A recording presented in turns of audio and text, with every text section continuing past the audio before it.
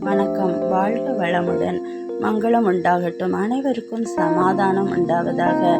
நாம் இன்று பார்க்க போவது எந்த மதத்திலும் கடவுள் இல்லை என்றுதான். நன்றாக யோசித்து பாருங்கள். கடவுள் மதத்தை உருவாக்கவில்லை.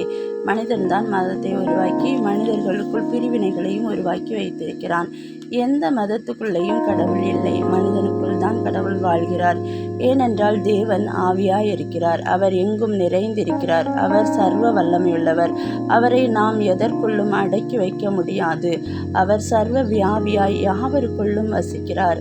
அதை நாம் உணர்ந்து கொண்டு புரிந்து செயல்பட்டால் அவர் சொன்ன வார்த்தையின் அர்த்தம் உங்களுக்கு புரியும். நான் உன்னோடு கூட இருக்கிறேன், நான் உன்னை விட்டு விலகுவதும் இல்லை, உன்னை கைவிடுவதும் இல்லை என்று சொல்லி கடவுள் நம்மோடு இருப்பார் என்றால் நாம் ஏன் அவரை வெளியில் தேட வேண்டும்? யோசிங்க. கூடி கடவுளை ஆராதிங்க. அவர் சொல்கிறார், என் நாமத்தினாலே 2-3 பேர் எங்கே கூடி இருக்கிறீர்களோ அங்கே அவர்கள் மத்தியில் நான் இருக்கிறேன் என்று. பிறகு என்னங்க? சந்தோஷமாக கூடி தேவனை ஆராதியுங்கள். அவர் உங்கள் தேவைகள் எல்லாவற்றையும் சந்திப்பார். என்னங்க, புரியுதா? கடவுள் மதத்தில் இல்லை. அவர் மனிதனுக்குள் தான் வாழ்கிறார். கடவுள் என் கூட இருக்கிறார் என்று நினைத்து பாருங்க. உங்கள் பயம் பறந்தோடி போகும். உங்களுக்குள் தைரியம் வரும்.